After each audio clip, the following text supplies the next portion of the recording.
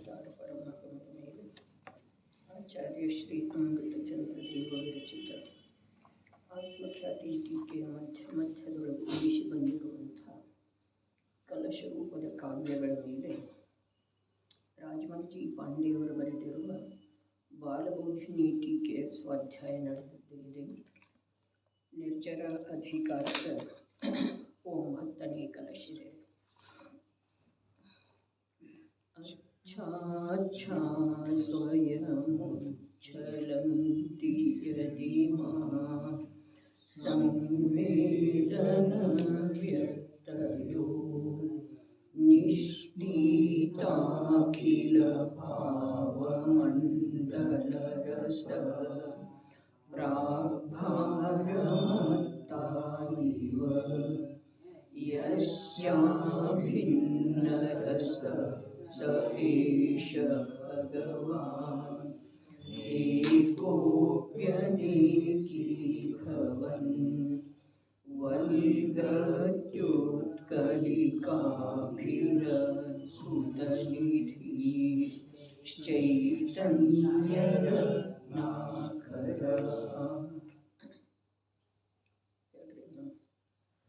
अच्छा स्वयमुच्छलन्ति यदि मां संवेदनव्यक्तयो निष्ठीताखिलभावमण्डलरस प्राग्भारमत्ता इव यस्याभिन्नरस स एष भगवान् एकोऽप्यनेकीभवन् वल्गत्युत्कलिकाभिरद्भुतनिधिः चैतन्यरत्नाकरः।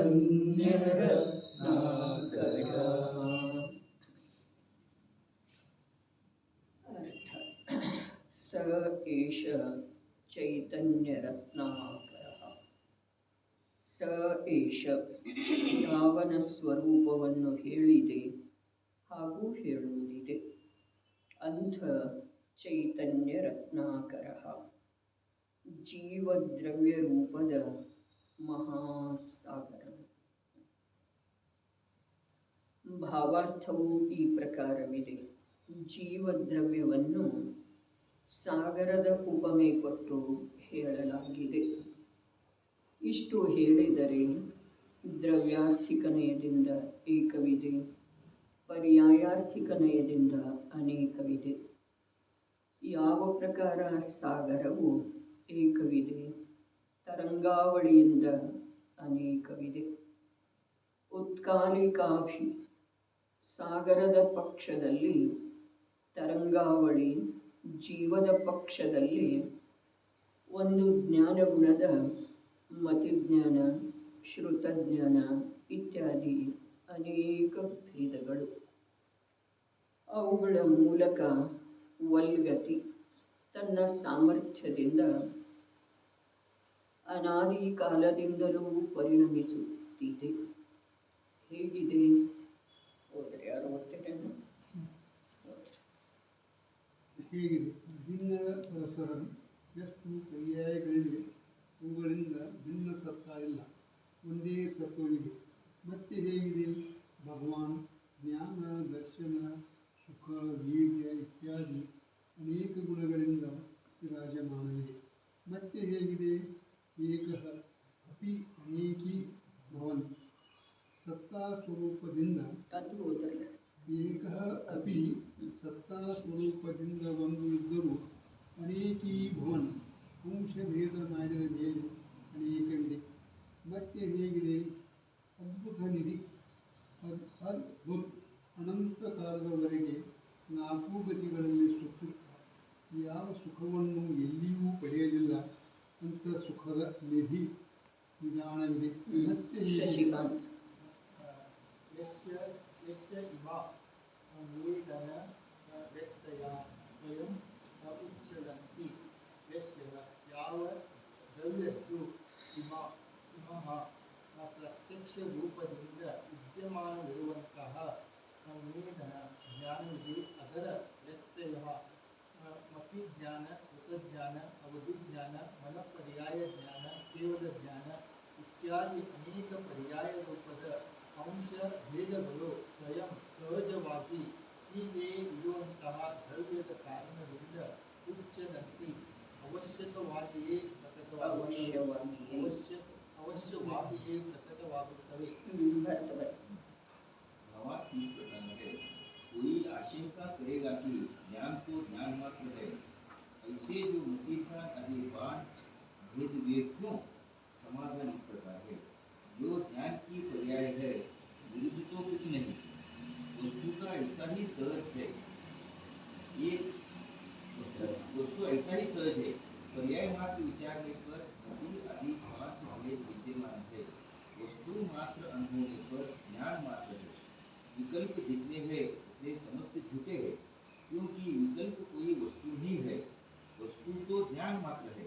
कैसे है संवेदन शक्ति? अच्छा अच्छा अच्छा ಹೋದ್ರಿ ಗೌರಿಯವರು. अच्छा निर्मल से भी निर्मल है। भावार्थ इस प्रकार है, कोई ऐसा मानेगा कि जितनी ज्ञान की पर्याय है वे समस्त अशुद्ध रूप है, तो ऐसा तो नहीं, कारण कि जिस प्रकार ज्ञान शुद्ध है उसी प्रकार ज्ञान की पर्याय वस्तु का स्वरूप है, इसलिए शुद्ध स्वरूप है। परंतु एक विशेष पर्याय मात्र का अवधारण करने पर विकल्प उत्पन्न होता है, अनुभव निर्विकल्प है, इसलिए ಬ್ರಹ್ಮಾನಂದನ ಆದುದರಿಂದ ವಸ್ತು ಮಾತ್ರವನ್ನು ಅನುಭವಿಸಿದರೆ ಸಮಸ್ತ ಪರ್ಯಾಯಗಳು ಕೂಡ ಜ್ಞಾನ ಮಾತ್ರವಿವೆ. ಆದುದರಿಂದ ಜ್ಞಾನ ಮಾತ್ರದ ಅನುಭವವು ಯೋಗ್ಯವಿದೆ. ಮತ್ತೆ ಹೇಗಿದೆ? ಸಂವೇದನ ಶಕ್ತಿಯು ನಿಪೀತಾಖಿಲ ಭಾವಮಂಡಲರಸ ಪ್ರಾಭಾರ ಮಾತ್ರ ಇವ ಅಖಿಲ ಸಮಸ್ತ ಭಾವ ಜೀವ ಉದ್ಗಲ ಧರ್ಮ ಅಧರ್ಮ ಕಾಲ ಆಕಾಶ ಹೀಗೆ ಸಮಸ್ತ ದ್ರವ್ಯಗಳು ಮಂಡಲ ಅತೀತ ಅನಾಗತ ವರ್ತಮಾನದ ಅನಂತ ಪರ್ಯಾಯಗಳನ್ನು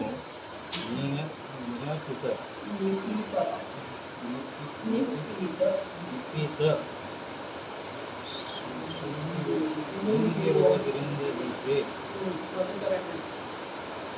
ನುಂಗಿರುವಂಥದ್ದಿದೆ. ರಸ ಅವುಗಳ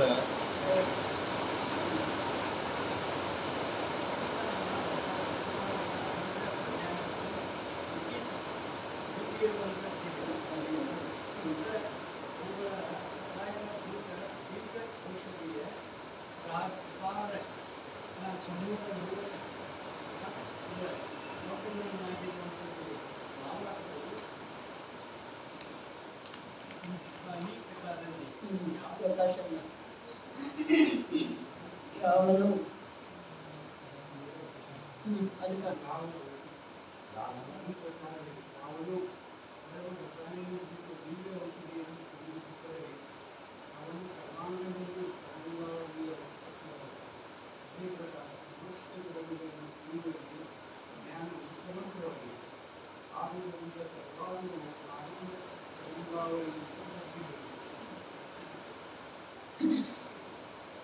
ಸ ಈಶ ಚೈತನ್ಯ ರತ್ನಾಕರ ಯಾವನ ಸ್ವರೂಪವನ್ನು ಹೇಳಿದೆ ಅದು ಹೇಳುವುದಿದೆ ಅಂಥ ಜೀವದ್ರವ್ಯ ರೂಪದ ಮಹಾಸಾಗರವು ಇಲ್ಲಿ ಕಲಶದೊಳಗಾಯಿತು ಅಥವಾ ಸಮಯಸಾರ ಗ್ರಂಥದೊಳಗಾಯಿತು ಅಥವಾ ಸಮಗ್ರ ದಿನವಾಣಿಯೊಳಗಾಯಿತು ಓರ್ವ ಚೈತನ್ಯ ರತ್ನಾಕರನೇ ಮಹಿಮೆಯನ್ನು ಹೇಳುತ್ತೇನೆ ಮತ್ತು ಭವಿಷ್ಯದೊಳಗೆ ಎಷ್ಟು ನೆರವೇರಿದೆ ಶ್ಲೋಕದ ಮೂಲಕ ಅದನ್ನು ಅವನದೇ ಮಹಿಮೆಯನ್ನು ಹೇಳುವುದಿದೆ. ಲೋಕದೊಳಗೆ ಅವನನ್ನು ಹೊರತುಪಡಿಸಿ ಮಹಿಮಾನ್ವಂತ ವಸ್ತು ಬೇರೆ ಯಾವುದು ಇಲ್ಲವೇ ಇಲ್ಲ. 8ನೇ ಶ್ಲೋಕದೊಳಗೆ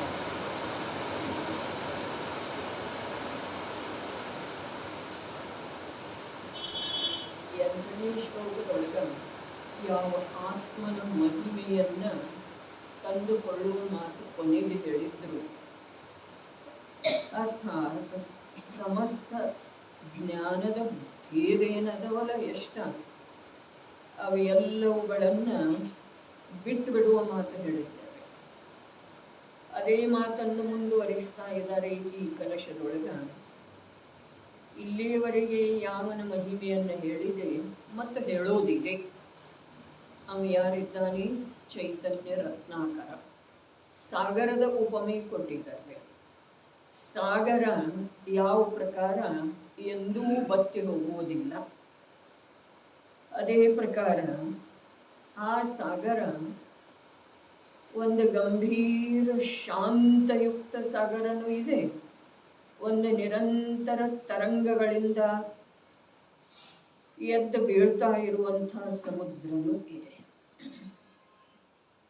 ಅದೇ ಪ್ರಕಾರ ಚೈತನ್ಯ ರತ್ನಾಕರ ಕೂಡ ಒಳಗಡೆ ಶಾಂತ ಶಾಂತ ಶಾಂತ ಶಾಂತ ಜ್ಞಾನ ಜ್ಞಾನ ಜ್ಞಾನ ನಿರ್ಭೇದ ರೂಪದ ಒಂದು ಜ್ಞಾನವೇ, ಅದರಲ್ಲಿ ಭೇದ ಸಂಭವನೆ ಇಲ್ಲ. ಈ ಪ್ರಕಾರ ಚೈತನ್ಯದ ಸಾಗರ ಇದ್ದಾನೆ, ರತ್ನಾಕರ ಇದ್ದಾನೆ. ಎರಡನೆಯದಾಗಿ ಅವನಲ್ಲೇ ನಿರಂತರ ಆ ಜ್ಞಾನದ ತರಂಗಗಳು ಬರ್ತಾ ಇರ್ತವೆ. ಅನ್ಯ ಯಾವ ತರಂಗದ ಮಾತು ಇಲ್ಲಿ ಇಲ್ಲ.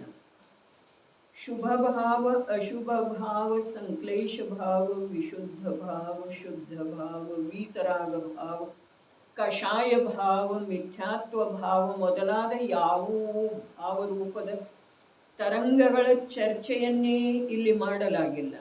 ಯಾಕೆ ಅಂತಂದ್ರೆ ಇಲ್ಲಿ ಜೀವ ಅವೆಲ್ಲವನ್ನು ಬಹಳ ಹಿಂದೆ ಬಿಟ್ಟು ಬಂದಿದ್ದಾನೆ. ಈಗ ಅತ್ಯಂತ ಮೋಕ್ಷದ ಸನಿಹಕ್ಕೆ ಹೋಗಿರುವಂತಹ ಜೀವದನ್ರಿ ಅವನ ಮಾತನಾಡದಂತೆ ಇದೆ. ಹಾಗಾದ್ರೆ ಅಲ್ಲಿ ಮತಿಜ್ಞಾನ ರೂಪದ ಪರ್ಯಾಯ ಇರಲಿ, ಅವಧಿಜ್ಞಾನ ರೂಪದ ಪರ್ಯಾಯ ಇರಲಿ, ಇಲ್ಲವೇ ಕೇವಲ ಜ್ಞಾನ ರೂಪದ ಪರ್ಯಾಯ ಇರಲಿ, ಆ ಪರ್ಯಾಯ ಎಲ್ಲ ಸಾಗರದ ತರಂಗದ ಹಾಗೆ ಆ ಜ್ಞಾನಮಯ ಚೈತನ್ಯ ರತ್ನಾಕರನೇ ಇದ್ದಾನೆ. ಯಾವ ಪ್ರಕಾರ ಸಾಗರ ಯಾವುದು ಶಾಂತ ಗಂಭೀರ ಅಲೆರಹಿತ ಇದೆಯೋ ಅದು ಸಾಗರನೇ ಇದೆ. ಯಾವುದು ನಿರಂತರ ಅಲೆಗಳನ್ನು ಹೊರಗೆ ಹಾಕ್ತಾ ಇದೆಯೋ, ಅಲೆಗಳ ರೂಪದಿಂದ ಪ್ರಗಟ ಇದೆಯೋ ಅದು ಸಾಗರನೇ ಇದೆ. ಅದೇ ಪ್ರಕಾರ ಇಲ್ಲಿ ಭಗವಾನಾತ್ಮ ಒಂದು ಚೈತನ್ಯ ರತ್ನಾಕರ. ರತ್ನಾಕರ ಅಂತಂದ್ರೆ ಸಾಗರ. ರತ್ನಾಕರ ಶಬ್ದದ ಅರ್ಥ ರತ್ನಗಳ ಆಗರ. ಎಂಥ ರತ್ನ ಇದಾವೆ? ಚೈತನ್ಯ ರತ್ನಗಳಿದಾವೆ. ಅನಂತ ಅನಂತ ಆಕಾಶದ ಪ್ರದೇಶದ ಅನಂತ ಗುಣಿತ ಯಾವ ರತ್ನಗಳಿದಾವೆ ಆ ರತ್ನಗಳ ಚೈತನ್ಯ ಚೈತನ್ಯ ಚೈತನ್ಯದಿಂದ ಪ್ರಕಾಶಿತ ಆಗುವಂಥವಿದಾವೆ. ಇನ್ನು ಯಾವ ಪ್ರಕಾರ ರತ್ನಾಕರ ಅಂದ್ರೆ ಸಾಗರ ಇದೆಯೋ ಅದೇ ಪ್ರಕಾರ ಈ ಚೈತನ್ಯ ಸಾಗರದೊಳಗ ಚೈತನ್ಯದ್ದೇ ಆಳ ಗಂಭೀರತೆ ಇದೆ ಮತ್ತು ಚೈತನ್ಯದ್ದೇ ನಿರಂತರ ತರಂಗಗಳ ಬರ್ತಾ ಇರ್ತವೆ. ಚೈತನ್ಯದ ತರಂಗಗಳ ಮತಿಶ್ರುತ ಅವಧಿ ಮನಃಪರ್ಯಯ ಕೇವಲ ರೂಪದ್ದು ಅದವೆ. ಆ ಮತಿಶ್ರುತಾದಿ ತರಂಗಗಳು ಬರಬೇಕಾದ್ರೆ ಯಾವ ಜ್ಞಾನದ ಆಧಾರದಿಂದ ಬರ್ತವೆಯೋ ಆ ಜ್ಞಾನದ ಗಂಭೀರ ಸಾಗರ ಆತ್ಮ ಇದ್ದಾನೆ. ಯಾವ ತರಂಗಗಳು ಬರ್ತವೆ ಸಾಗರದೊಳಗ ಅವು ಜಲಮಯನ ಇದಾವಲ್ಲ. ಸಾಗರ ಯಾವುದಕ್ಕಂತಾರು? ಅಪಾರ ಜಲದ ನಿಧಿಗೆ ಸಾಗರ ಅಂತಾರೆ. ಇನ್ನು ಆ ಸಾಗರದೊಳಗೆ ಯಾವ ತರಂಗಗಳು ಬರ್ತವೆ ಅವು ಎಂಥವಿರ್ತವೆ? ಜಲಮಯನ ಇರ್ತವೆ. ಜಲದಿಂದ ಹೊರತುಪಡಿಸಿ ಅನ್ಯ ತರಂಗ ಇರುವುದಿಲ್ಲ.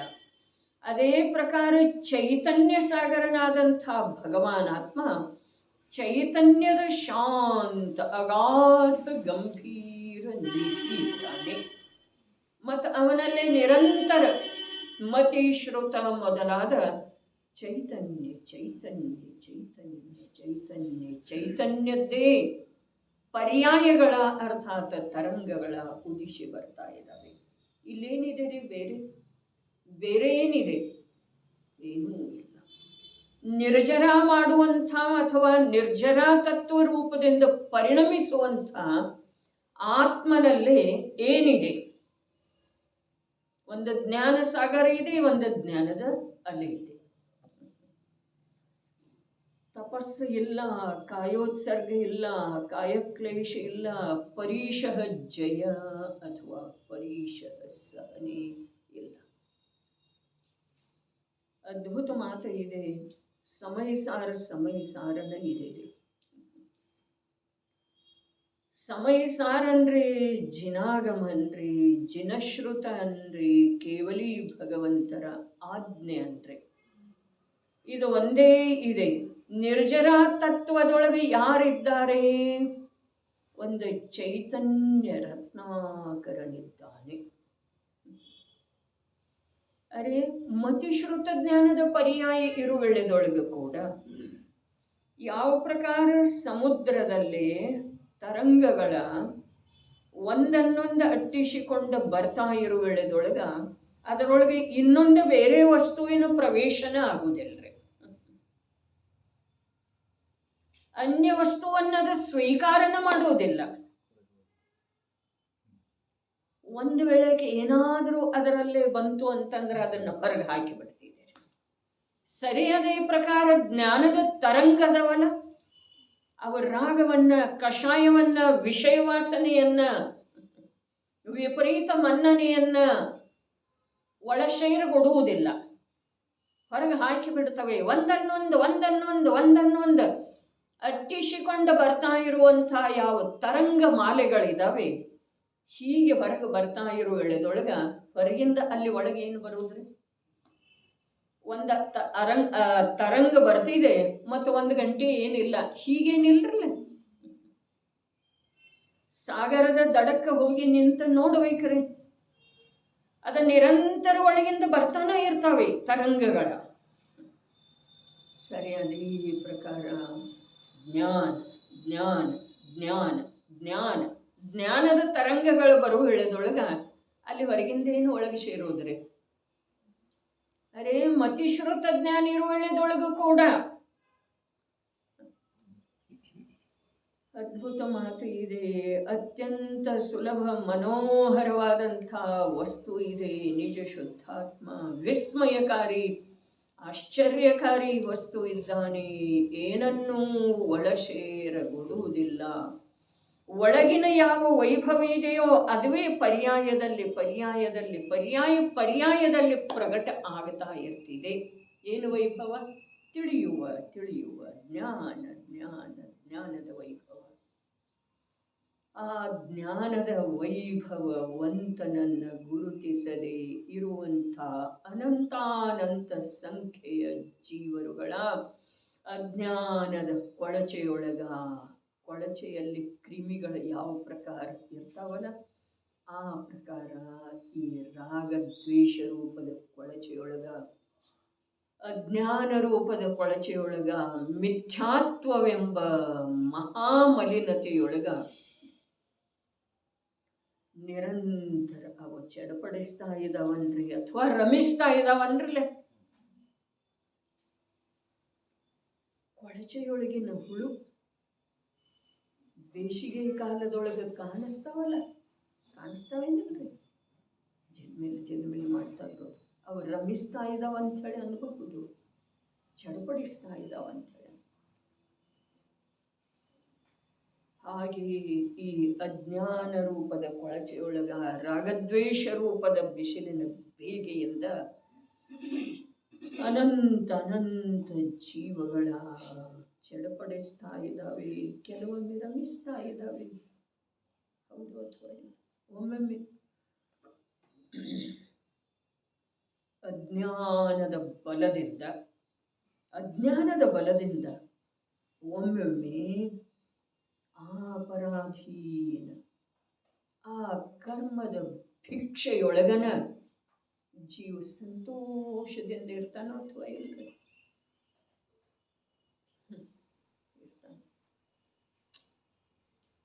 ಒಮ್ಮೊಮ್ಮೆ ಒಮ್ಮೊಮ್ಮೆಲ್ರಿ, ಸದೈವ ಸದೈವ ಯಾವಾಗ ಮಹಾ ಪ್ರತಿಕೂಲತೆ ಇರ್ತಿದೆಯೋ ಆವಾಗ ಕೂಡ ಅಂತರಂಗದ ಅಭಿಪ್ರಾಯದೊಳಗ ಈ ಪ್ರತಿಕೂಲತೆಯನ್ನು ನಾನು ದೂರ ಮಾಡಿ ನಾನು ಸುಖಿ ಆಗುತ್ತೇನೆ, ಸುಖದ ಅನುಭವ ಮಾಡ್ತೇನೆ ಅನ್ನುವಂಥ ಕನಸು ಕಾಣ್ತಾ ಇರ್ತಾನೆ. ಕನಸು ಕಾಣ್ತಾನೆ ಅಥವಾ ಅಭಿಪ್ರಾಯದೊಳಗನ ಇದೆ ರೀ, ಅಲ್ಲಿ ವಿಕಲ್ಪ ಇಲ್ಲ, ಅಭಿಪ್ರಾಯದೊಳಗನ ಇದೆ. ಶಸ್ತ್ರಚಿಕಿತ್ಸೆ ಆದದ್ದೇ ಇದೆ ಮತ್ತು ಈಗ ತಾನೇ ಪ್ರಜ್ಞೆ ಬರ್ತಾ ಇದೆ. ಆಗ ಒಂದು ವೇಳೆ ಆ ಎಲ್ಲ ಸಲಕರಣೆಗಳದ್ದ ಏಕಾಕೀತನದ್ದ ಅಲ್ಲದೆ ಅಲ್ಲಿ ಎಲ್ಲಿ ಶಸ್ತ್ರಕ್ರಿಯೆ ಆದದ್ದಿದೆಯಲ್ಲ ಅದರದ ವೇದನೆ ಲಕ್ಷ್ಯದೊಳಗೆ ಬಂದ್ರೂ ಕೂಡ ಅಭಿಪ್ರಾಯದೊಳಗೆ ಏನಿದೆ ರೀ? ಅಭಿಪ್ರಾಯದೊಳಗೆ ಏನಿದೆ?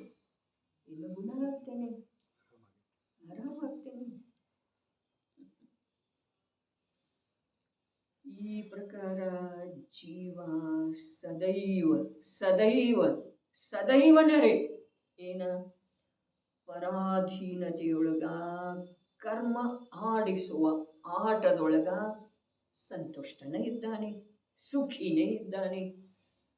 ಕರ್ಮ ಒಮ್ಮೆ ಪ್ರತಿಕೂಲತೆಯಿಂದ ಇವನನ್ನ ಸಂಪೂರ್ಣ ರೂಪವಾಗಿ ತನ್ನ ಅಧೀನಕ್ಕೆ ತಗೊಳ್ತಿದೆ. ಒಮ್ಮೆ ಸ್ವಲ್ಪ ಅನುಕೂಲತೆ ರೂಪದ ಸಂಯೋಗವನ್ನು ಒದಗಿಸಿ ಸಡಿಲು ಬಿಡ್ತಿದೆ. ಆ ಎರಡೂ ಸ್ಥಿತಿಯೊಳಗೆ ಅಜ್ಞಾನಿ ಜೀವನ ಅಭಿಪ್ರಾಯದೊಳಗೆ ಏನಿದೆ? ಸುಖಾನ ಇದೆ. ಎರಡೂ ಅವಸ್ಥೆಯೊಳಗೆ ಅದು ಒಮ್ಮೆ ಎಲ್ಲ ನಿಟ್ಟಿನಿಂದ ಅವನನ್ನ ಬಿಗಿಯಾಗಿ ಬಂಧಿಸ್ತಿದೆ.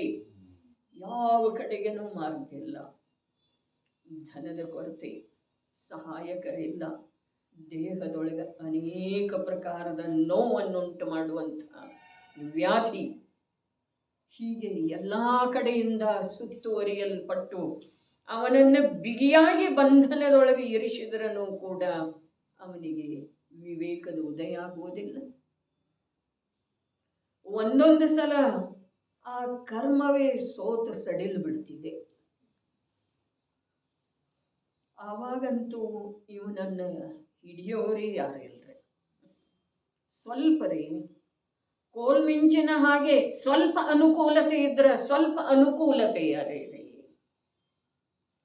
ಇವನ ಕಾಲು ನೆಲಕ್ಕನ ನಿಲ್ಲೋದಿಲ್ಲ.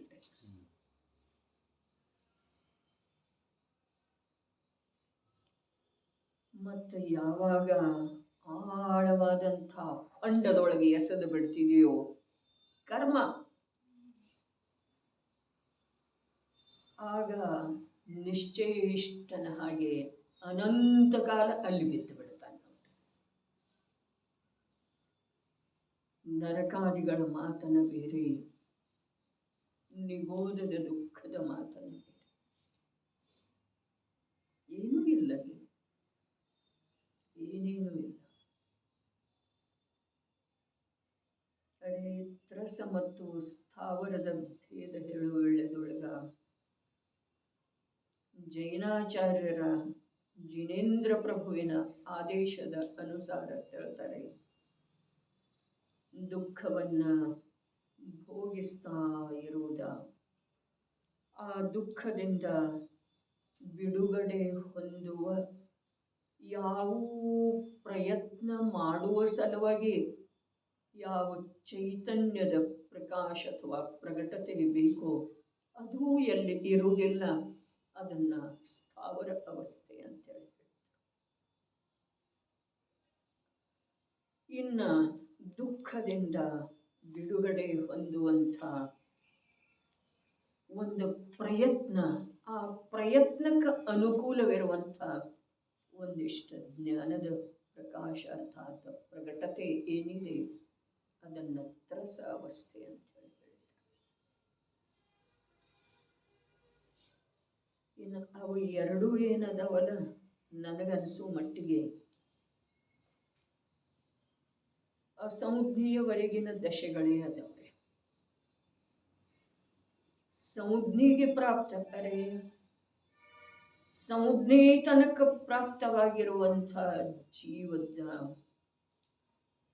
ಏನು ಹೇಳೋದ ಎಷ್ಟು ಅನುಕೂಲತೆ ಇದೆ ಅವನ ಕೈಯೊಳಗ, ಅವನ ಜ್ಞಾನದ ವಿಕಾಸ ಎಷ್ಟು ಆದದ್ದಿದೆ, ಸುಲಭವಾಗಿ ಅವನು ದುಃಖ ಸುಖಗಳನ್ನು ಗುರುತಿಸಬಹುದು. ಅವನ ಜ್ಞಾನದ ವಿಕಾಸನ ಇಷ್ಟ ಆದದ್ದಿದೆ, ಅವನು ಸುಲಭವಾಗಿ ದುಃಖ ಸುಖಗಳನ್ನು ಗುರುತಿಸಬಹುದು. ಸ್ವಲ್ಪ ಪ್ರಯತ್ನ ಮಾಡಿದರೆ ದುಃಖದಿಂದ ಬಿಡುಗಡೆ ಹೊಂದಬಹುದು. ಸ್ವಲ್ಪ ಏನು ಸ್ವಲ್ಪ? ಜ್ಞಾನದ ಅನೇಕ ಪ್ರಕಾರದ ಪರ್ಯಾಯಗಳು. ಯಾವುದು ಮೋಕ್ಷದ ಕಾರಣ ಇದೆ ಅಲ್ಲೇ ಇಲ್ಲಿ ಜಿನಾಗಮದೊಳಗ ಯಾವುದು ಮೋಕ್ಷದ ಕಾರಣ ಇದೆ ಅಲ್ಲ, ಅದುವೇ ಮೋಕ್ಷ ಮಾರ್ಗದ ಕಾರಣ ಇದೆ. ಮೋಕ್ಷದ ಕಾರಣ ಯಾವುದಿದೆ? ನಿರ್ಭೇದ ರೂಪದ ಜ್ಞಾನ ಮಾತ್ರ ಸತ್ತಾದ ಸ್ವೀಕಾರ. ಮೋಕ್ಷ ಮಾರ್ಗದ ಆರಂಭ ಎಲ್ಲಿಂದ ಆಗ್ತಿದೆ? ಭೇದರಹಿತ ಜ್ಞಾನ ಮಾತ್ರ ಸತ್ತಾದ ಸ್ವೀಕಾರ. ಅರೆ ಒಂದು ರೀತಿಯಿಂದ ಹೇಳಿದ್ರ ಇನ್ನೇನು ಮುಂದಿನ ಸಮಯದೊಳಗೆ ಕೇವಲ ಜ್ಞಾನ ಆಗೋದಿದೆಯಲ್ಲ, ಆ ಜೀವದಲ್ಲೇ ಇರುವಂಥ ಶಕ್ತಿ ಸಾಮರ್ಥ್ಯ ನಮ್ಮಲ್ಲಿ ಈ ಸಮಯದಲ್ಲಿ ಇದೆ.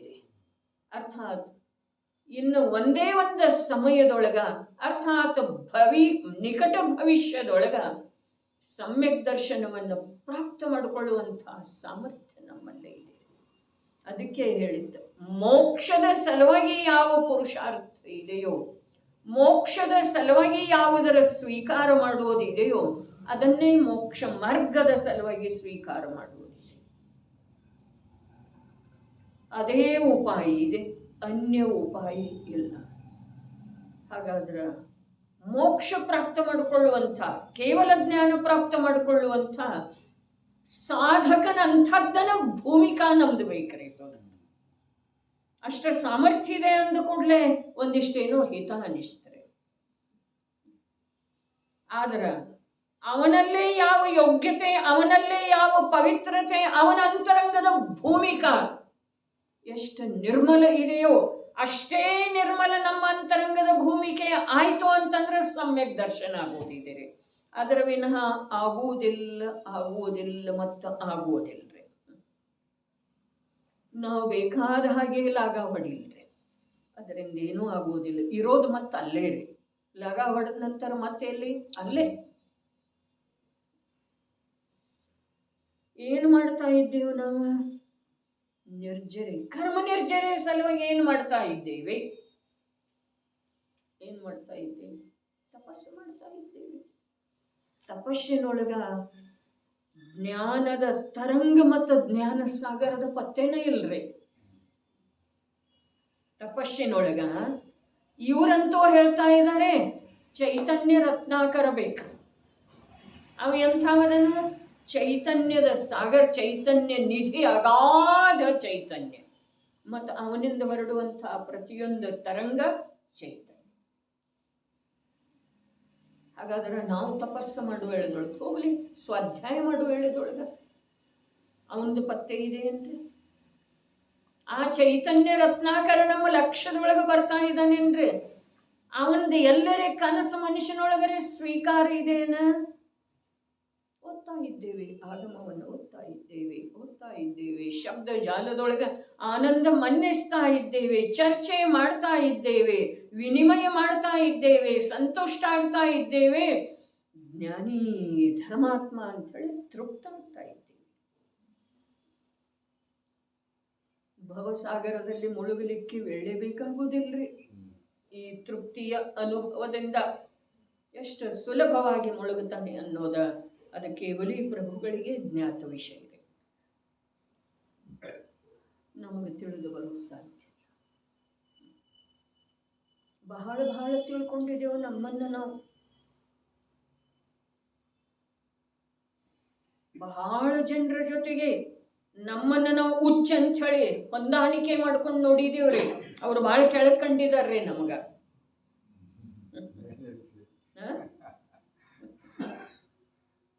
ಬಹಳ ಕೆಳಗ್ ಕಂಡಿದ್ದಾರೆ.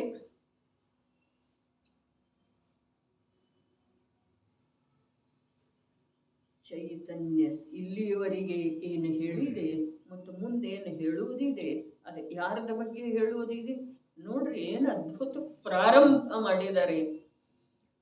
9ನೇ ಕಲಶ ನವನಿಧಿಯನ್ನು ಪ್ರಾಪ್ತ ಮಾಡಿಕೊಡುವಂಥ, ನವ ಕೇವಲ ಲಬ್ಧಿಯನ್ನು ಪ್ರಾಪ್ತ ಮಾಡಿಕೊಡುವಂಥ ಅರ್ಥವನ್ನು ಒಳಗೊಂಡಿದೆ. ಯಾವನ ಸ್ವರೂಪವನ್ನು ಹೇಳಿದೆ. ಇಲ್ಲಿ ತನಕ ಯಾರ್ದು ಹೇಳಿದ್ದಿದೆ? ಇಲ್ಲಿ ತನಕ ಯಾರ್ದು ಹೇಳಿದ್ದಿದೆ? ಅವರ ಲಕ್ಷ್ಯದೊಳಗಿದೆ ರೀ. ಅವರ ಲಕ್ಷ್ಯದೊಳಗೆ, ಅವರ ಜ್ಞಾನದೊಳಗೆ, ಅವರ ಶ್ರದ್ಧೆಯೊಳಗೆ, ಅವರ ಪ್ರವೃತ್ತಿಯೊಳಗೆ ಅವನನ್ನು ಹೊರತುಪಡಿಸಿ ಬೇರೆ ಏನಿಲ್ಲನ. ಇನ್ನು ಯಾರ್ದ ಸ್ವರೂಪ ಹೇಳುವುದಿದೆಯೋ? ಯಾರ್ದು ಹೇಳುವುದಿದೆ? ಸಿದ್ಧಾದ ನಂತರ ಯಾರ ಸ್ವರೂಪದ ಮಹಿಮಾ ಮಾಡುವುದ್ರಿ? ಸಿದ್ಧಾದ ನಂತರ, ಕೃತಕೃತ್ಯ ಆದ ನಂತರ ಯಾರ ಸ್ವರೂಪದ ಮಹಿಮೆ ಮಾಡೋದು? ಅದೇ ಶುದ್ಧಾತ್ಮನ ಸ್ವರೂಪದ ಮಹಿಮೆ ಮಾಡೋದು. ಮಾಡದೇ ಇದ್ರೆ ಸಿದ್ಧಾವಸ್ಥೆ ಉಳಿಯೋದನ್ನೇ ಇಲ್ರಿ.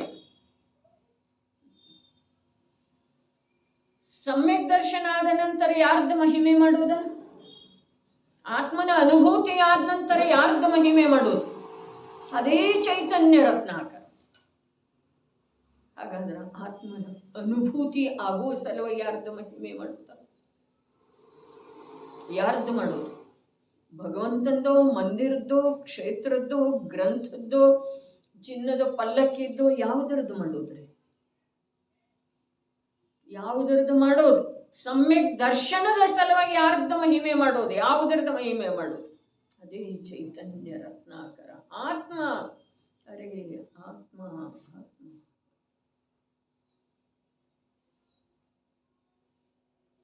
ಕುಂದರ ಜೀವನ ಚರಿತ್ರೆ ಹೇಳು ವೇಳೆದೊಳಗಲ್ಲಿ ಅಪ್ಪಾಜಿ ಹೇಳ್ತಾರೆ, ನಿಂತರೆ ಆತ್ಮ, ಕುಳಿತರೆ ಆತ್ಮ. ಅವರ ಜೀವನದ ಉಸಿರೇ ಆತ್ಮ. ನಮಗ ಒಬ್ಬನನ್ನ ಬಿಟ್ಟ ಉಳಿದದ್ದೆಲ್ಲ ನಾವು ಕುಂತರ, ನಿಂತರ, ಮಲಗಿದರ ಎಲ್ಲ ಏನೇನೋ ಏನೇನೋ ಏನೇನೋ ಏನೇನೋ ಸಾಮ್ರಾಜ್ಯರೇ ನಮ್ಮೊಳಗೆ. ಆತ್ಮ ಇಲ್ಲವೇ ಇಲ್ಲ. ಆತ್ಮನ ಅಭಾವ ಮಾಡಿ ನಾವು ಸ್ವಾಧ್ಯಾಯ ಮಾಡ್ತಾ ಇದ್ದೇವೆ. ಆತ್ಮನ ಅಭಾವ ಮಾಡಿ ನಾವು ದಾನ ಕೊಡ್ತಾ ಇದ್ದೇವೆ. ಆತ್ಮನ ಅಭಾವ ಮಾಡಿ ನಾವು ಪರ್ವಗಳ ಆಚರಣೆ ಮಾಡಿದ್ದೇವೆ, ಮಾಡವರಿದ್ದೇವೆ. ಆತ್ಮನ ಅಭಾವ ಮಾಡಿ ತೀರ್ಥ ವಂದನೆ. ಅರೆ ಆತ್ಮನ ಸದ್ಭಾವ ಇಲ್ಲದ ಆ ಎಲ್ಲಾ ಕಾರ್ಯಗಳಿಂದ ಲಾಭ ಯಾರಿಗೆ ಆಗೋದ್ರೆ? ಯಾವ ರೂಪದ್ದಾಗೋದ? ಆತ್ಮನ ಸ್ವೀಕಾರ ಇಲ್ಲದ ತಪಸ್ಸು ಮಾಡುವುದರಿಂದ, ವಂದನಾ ತೀರ್ಥ ವಂದನಾ ಮಾಡುವುದರಿಂದ, ಸ್ವಾಧ್ಯಾಯ ಮಾಡುವುದರಿಂದ, ಪರ್ವಗಳ ಆಚರಣೆ ಮಾಡುವುದರಿಂದ ಲಾಭ ಯಾರಿಗಾಗೋದ? ಶರೀರಕ್ಕೇನ್ರಿ? ಹಾಗಾದ್ರೆ ಆತ್ಮನ ಸ್ವೀಕಾರನೇ ಇಲ್ಲಲ್ಲ, ದೃಷ್ಟಿಯೊಳಗೆ ಅವ ಇಲ್ಲವೇ ಇಲ್ಲ. ದಶಲಕ್ಷಣದ ಆಚರಣೆ ಮಾಡುವ ವೇಳೆದೊಳಗೆ, ಸ್ವಾಧ್ಯಾಯ ಮಾಡುವ ವೇಳೆದೊಳಗೆ ಒಂದಿಷ್ಟು ಲಕ್ಷ್ಯ ಕೊಡೋದು ನಮ್ದು. ನಮ್ಮ ದೃಷ್ಟಿಯೊಳಗೆ ಯಾವಾಗರೇ ಒಮ್ಮೆರೆ ಆತ್ಮ ಸುಳಿತಾ ಇದ್ದಾನೇನ? ದಶಲಕ್ಷಣ ಪರ್ವದೊಳಗೆ ಯಾವ್ಯಾವ ಬೆಳಗಿನಿಂದ ಸಾಯಂಕಾಲದವರೆಗೆ ಮಾಡ್ತೇವಲ್ಲ ಕಾರ್ಯಗಳನ್ನ, ಅರೆ ಅನೇಕ ಪ್ರವಚನಗಳನ್ನು ಕೇಳ್ತೇವೆ. ಆ ಪ್ರವಚನದೊಳಗೆ ನಮ್ಮ ಆತ್ಮ ಇದ್ದಾನೇನ್ರಿ? ಬರ್ತಾನೇನ್ರಿ? ಸುಳಿತಾನೆ? ನಾವು ನಮ್ಮ ಜ್ಞಾನದ ಭೂಮಿಕೆಯೊಳಗೆ ಒಂದಿಷ್ಟು ಆಯ್ದು ಹೋಗ್ತಾನೇನ?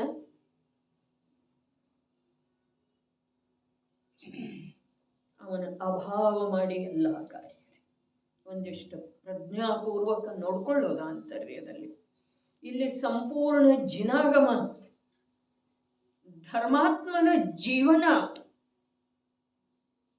ಸಾಧಕನ ಸಾಧನೆ, ಸಾಧನೆಯ ಫಲ ಎಲ್ಲದರೊಳಗೆ ಯಾರಿದ್ದಾರೆ? ಸಂಸಾರಿಯ ಜೀವನ, ಸಂಸಾರಿಗಳ ಜೀವನ, ಸಂಸಾರಿಗಳ ಜ್ಞಾನ, ಸಂಸಾರಿಗಳ ದೃಷ್ಟಿ, ಸಂಸಾರಿಗಳ ಪ್ರವೃತ್ತಿಯೊಳಗೆ ಯಾರಿದ್ದಾರೆ? ಅಚೇತನ.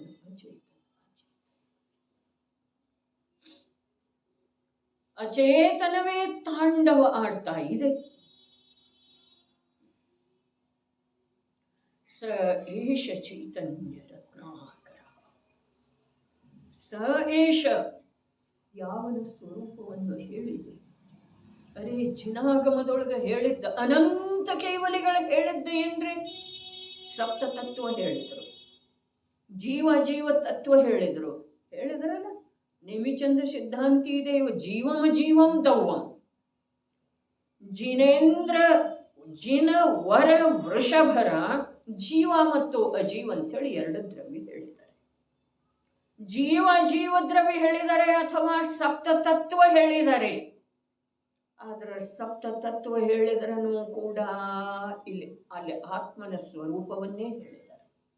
ಜೀವ ದ್ರವ್ಯಗಳನ್ನು ಹೇಳಿದ್ರೂ ಕೂಡ ಅಲ್ಲಿ ಆತ್ಮನ ಸ್ವರೂಪವನ್ನೇ ಹೇಳಿದ್ದಾರೆ. ಅವರಿಗೆ ಆತ್ಮನನ್ನು ಹೊರತುಪಡಿಸಿ ಬೇರೆ ಯಾವುದೂ ಇಲ್ಲ. ಯಾರಿಗೆ? ನೇಮಿಚಂದ್ರ ಸಿದ್ಧಾಂತಿ ದೇವ ಇರಲಿ, ಕುಂದ ದೇವ ಇರಲಿ, ಸಮಂತಭದ್ರ ಸ್ವಾಮಿ ಇರಲಿ, ಯಾರೇ ಇರಲಿ, ವೀತರಾಗ ಮಾರ್ಗದೊಳಗೆ ಬರುವಂಥ ಸ್ವರೂಪ ಸಾಧಕರ ಅವರು ಯಾರ ಕಥೆ ಹೇಳವ್ರ, ಯಾರ ಮಾತಾಡವ್ರ, ಹೇಳಿದ್ರ ಬಾಯಿ ಬಿಟ್ರ ಅದನ್ನೇ ಹೇಳ್ತಾರೆ, ಕಣ್ಣು ಬಿಟ್ರ ಅದನ್ನೇ ನೋಡ್ತಾರೆ. ಕಣಗಳಲ್ಲೇ ಈಶ್ವರತೆಯನ್ನು ನೋಡ್ತಾರೆ, ಪೌದ್ಗಲೇಶ್ವರತೆಯನ್ನು ನೋಡ್ತಾರೆ, ಜಡೇಶ್ವರತೆಯನ್ನು ನೋಡ್ತಾರೆ. ಜಡದೊಳಗೆ ಏನನ್ನೂ ಮಾಡುವ ಹಾಗೆ ಜಡ ದುರ್ಬಲ ಇದೆ ಅಂಥೇಳಿ ಅವರಿಗೆ ಕಾಣುವುದೇ ಇಲ್ಲ. ಅದೇ ಪ್ರಕಾರ ಚೈತನ್ಯ ಆತ್ಮರುಗಳೇ ಕಾಣಿಸ್ತಾರೆ, ಚೈತನ್ಯೇಶ್ವರರೇ ಕಾಣ. ಜಡ ಸ್ವಯಂ ಜಡೇಶ್ವರ ಇದ್ದ ತನ್ನ ಕಾರ್ಯವನ್ನ ಮಾಡ್ತಾ ಲೋಕದೊಳಗೆ ಇರ್ತಿದೆ. ಅದರ ಅಸ್ತಿತ್ವ ಮೂರು ಕಾಲದಲ್ಲೂ ಇದೆ. ಅದೇ ಪ್ರಕಾರ ಚೈತನ್ಯೇಶ್ವರರುಗಳಾದಂಥ ಜೀವರುಗಳ ಜ್ಞಾನ ರೂಪದಿಂದ ಪರಿಣಮಿಸ್ತಾ ಇರೋದು ಕಾಣಿಸ್ತಿದೆ ರೀ ಅವರಿಗೆ. ಚೈತನ್ಯ ತತ್ವ, ಚೈತನ್ಯ ಅರ್ಥಾತ್ ಮತಿಜ್ಞಾನ ಶ್ರುತ. ಕೂ ಅನ್ನೋದು ಕಾಣುವುದಿಲ್ರಿ ಅವರಿಗೆ, ಕೂ ಅನ್ನೋದು ಇರುವುದಿಲ್ಲ. ಕೂ ಇದ್ರೂ ಕೂಡ ಜ್ಞಾನನೇ ಇದೆ. ಕುಮತಿ ಇದ್ರೂ ಕೂಡ ಕುಮತಿ ಇಷ್ಟ ಇದೆ, ಕುಮತಿ ಜ್ಞಾನ ಇದೆ ರೀ. ಹಾಗಾದ್ರೆ ಜ್ಞಾನನೇ ಇದೆ ಅಲ್ಲ. ಹಾಗಾದ್ರೆ ಅವರಿಗೆ ಮತಿ ಕಾಣುವುದಿಲ್ಲ ಅಂದಮೇಲೆ ಕೂ ಎಲ್ಲಿ ಕಾಣುವುದ್ರಿ?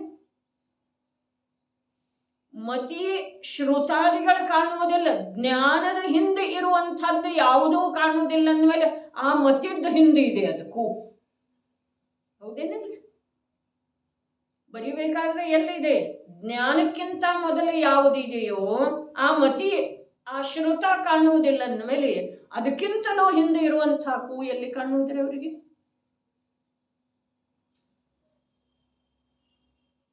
ಯಾವನ ಸ್ವರೂಪವನ್ನು ಹೇಳಿದೆ ಅಂತಂದ್ರೆ ಈ ಮೊದಲು ಹೇಳಿದ ಪ್ರಕಾರ ಇಷ್ಟೆಲ್ಲ ಕಲಶಗಳಲ್ಲಿ 140 ಕಲಶಗಳಲ್ಲಿ ಅಧ್ಯಾಯ ಎಷ್ಟಾದವು ರೀ?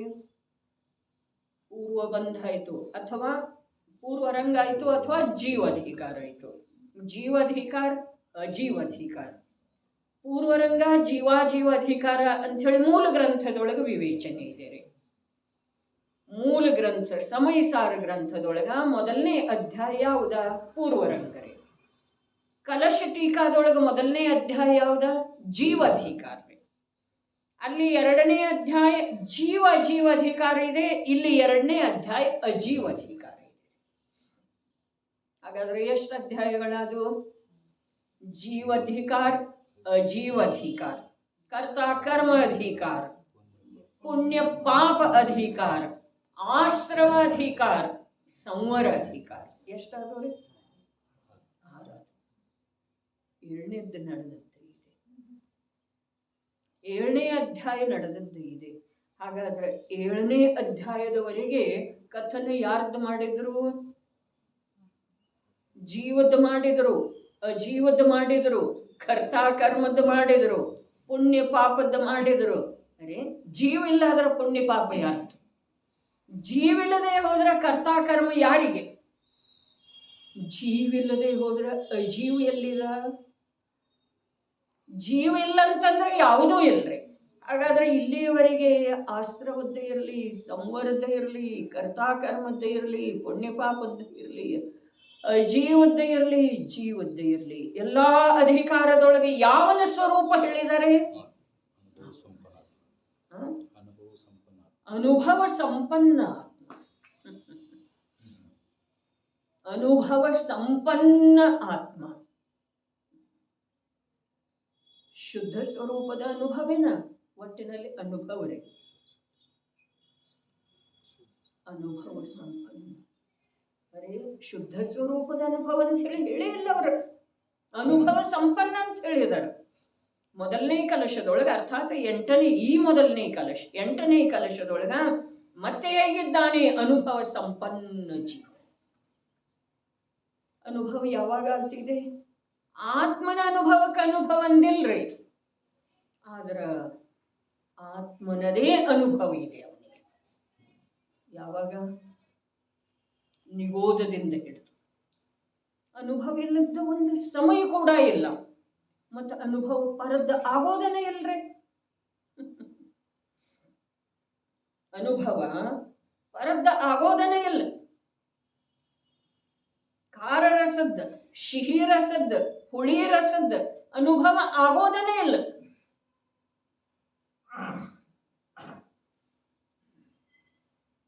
ಮತ್ತೆ ಯಾವುದರ ಅನುಭವ ಆಗ್ತಿದೆ?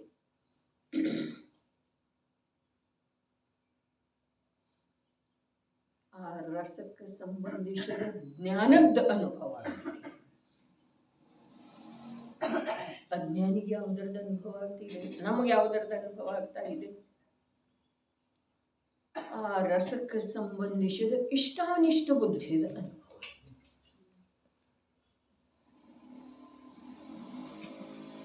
ಇಷ್ಟಾನಿಷ್ಟ ಬುದ್ಧಿ ಯಾರು ಮಾಡಿದ್ರು? ಜ್ಞಾನ. ಜ್ಞಾನ ಇಲ್ದಿದ್ರೆ ಇದು ಮಾಡ್ತಿದೇನ್ರಿ ಇಷ್ಟಾನಿಷ್ಟ ಬುದ್ಧಿ? ಡಬ್ಬದೊಳಗಿದೆ ಸಕ್ಕರೆ, ಆ ಡಬ್ಬಕ್ಕೆ ಜ್ಞಾನ ಇಲ್ಲ. ಅದಕ್ಕೆ ನಾನು ಸಿಹಿ ರಸದ ಸಕ್ಕರೆಯನ್ನು ಧಾರಣ ಮಾಡಿದ್ದೇನೆ ಅಂತಿದ್ದೇನೆ. ಏನು ಮಾಡ್ತೀವಿ? ಬೇಡ, ನಿನ್ನ ಸಿಹಿ ರಸ ಯಾರು ತಿನ್ನುವುದಿಲ್ಲ, ನನ್ನನ್ನು ಎಲ್ಲರೂ ಪ್ರೀತಿ ಮಾಡ್ತಾರೆ ಅಂತ ಹೇಳಿ ಖಾರದ ಭರಣಿ ಹೇಳ್ತಿದ್ದೇನೆ.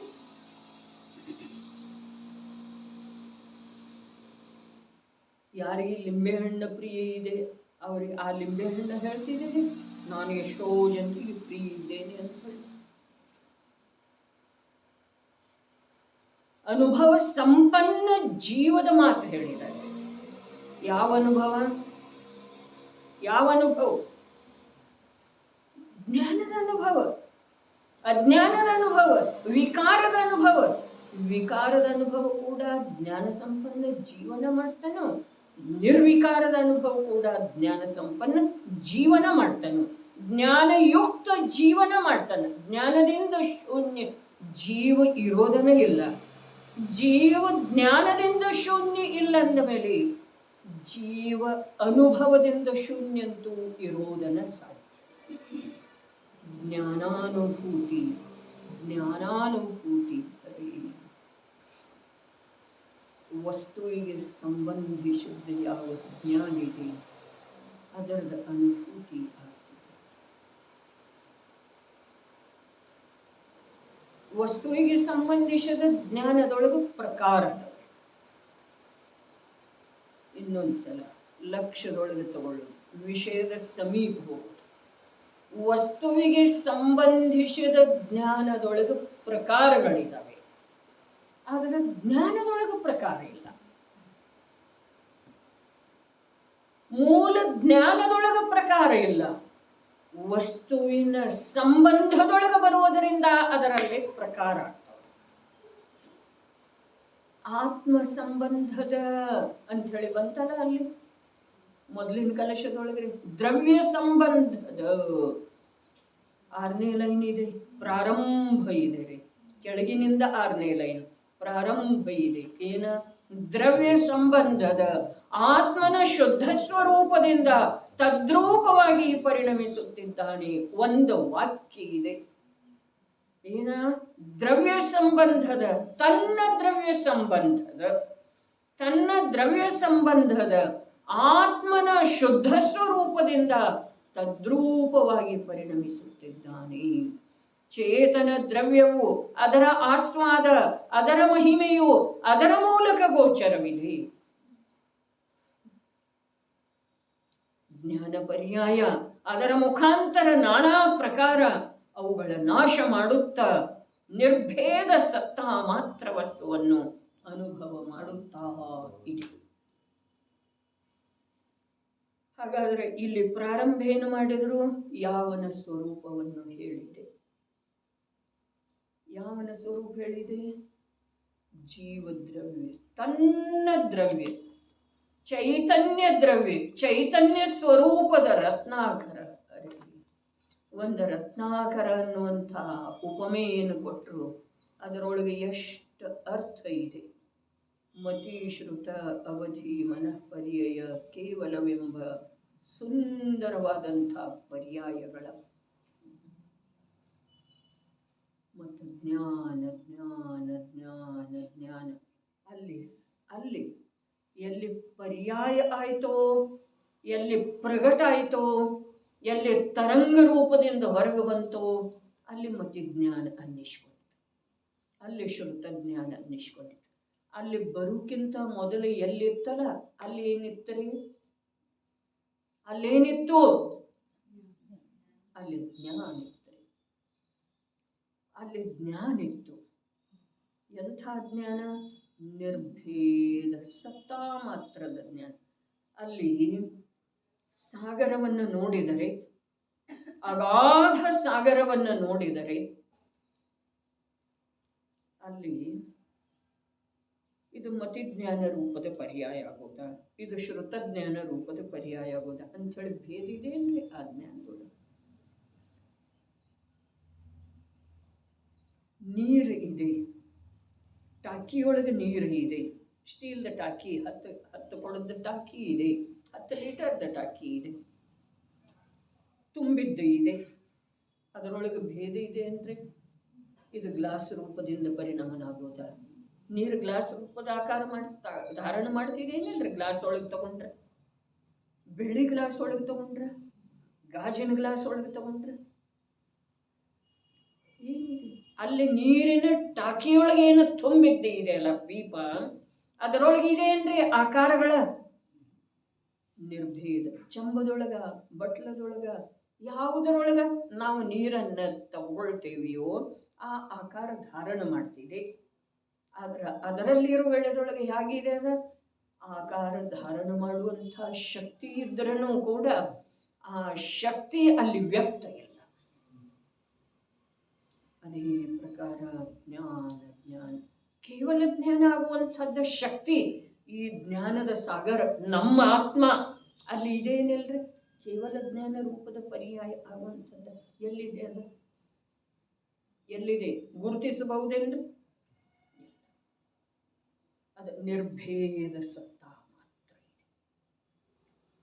ಎಂಥ ಶಬ್ದದ ಪ್ರಯೋಗ ಮಾಡಿದರೆ ನಡೀರಿ, ಯಾರಿಗೆ ಎಷ್ಟು ಮಹಿಮೆ ಬರ್ತಿದೆ, ಎಷ್ಟು ಅದರದ ರುಚಿ ಉತ್ಪನ್ನ ಆಗ್ತಿದೆ, ಎಷ್ಟು ಅವನನ್ನು ತಿಳ್ಕೊಳ್ಬೇಕು, ಪ್ರಾಪ್ತ ಮಾಡಿಕೊಳ್ಬೇಕು ಬರ್ತಾ ಇದೆ ಪರ್ವ. ಅಲ್ಲಿ ಪ್ರಗಟ ರೂಪದಿಂದ ಇಂಥ ಶುದ್ಧಾತ್ಮನ ಅನುಭೂತಿ ನನಗೆ ಆಗಬೇಕು. ಕ್ಷಮೆಯೊಳಗೆ ಕ್ಷಮೆ ಬರಬೇಕು, ಮಾರ್ಧವದೊಳಗೆ ಮಾರ್ಧವ, ಕ್ಷಮೆಯೊಳಗೆ ಕ್ಷಮೆ. ಅರೆ ಆ ಪರ್ಯಾಯ, ಆ ಧ್ರುವ ದ್ರವ್ಯ ಒಂದರೊಳಗೆ ಒಂದನ್ನೊಂದು ಮೆಚ್ಚಿಕೊಂಡ, ಒಂದಕ್ಕೊಂದು ಸಮರ್ಪಿತ ಆಗುವಂತಂದ್ರೆ ಕ್ಷಮೆಯೊಳಗೆ ಕ್ಷಮೆ. ಆ ದ್ರವ್ಯ ಒಂದು ಕಡೆ ಬಿದ್ದದ್ದು ಇದೆ, ಈ ಪರ್ಯಾಯ ಭ್ರಮಿಸ್ತಾ ಇದೆ, ಬರ್ತಿದೆ ಅದು ಹೊರ ಹೋಗ್ತಿದೆ ಅದು ಒಳಗೆ ಬರೋದನ್ನ ಇಲ್ಲ. ಈ ಪ್ರಕಾರ ತಾಳ್ಮೇಳ ಇಲ್ಲದ ಜೀವನ ಇದೆ ನಮ್ಮದಂದ್ರೆ ನಮ್ಮ ಆತ್ಮ ದ್ರವ್ಯದಂದ್ರೆ ಅಭೇದ ರೂಪದಿಂದ ಹೇಳಿದರ ನಮ್ಮದು. ಭೇದ ಮಾಡಿದರೆ ನಮ್ಮ ಆತ್ಮನ ಜೀವನ ಹೀಗಿದೆ. ಯಾವನ ಸ್ವರೂಪವನ್ನು ಹೇಳಿದೆ ಮತ್ತು ಹೇಳುವುದಿದೆ ಅಂಥ ಜೀವ ದ್ರವ್ಯ ರೂಪದ ಮಹಾಸಾಗರ. ಏನು ಹೇಳಿದ್ರು? ಯಾವನ ಸ್ವರೂಪವನ್ನು ಹೇಳಿದೆ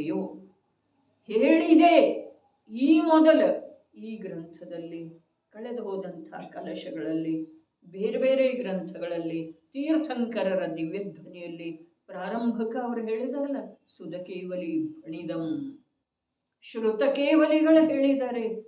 ಅವರಿಗಿಂತ ಮೊದಲಿನವರು ಅದನ್ನೇ ಹೇಳಿದ್ದಾರೆ, ಅವರಿಗಿಂತ ಮೊದಲಿನ ಕೇವಲಿಗಳು ಅದನ್ನೇ ಹೇಳಿದ್ದಾರೆ.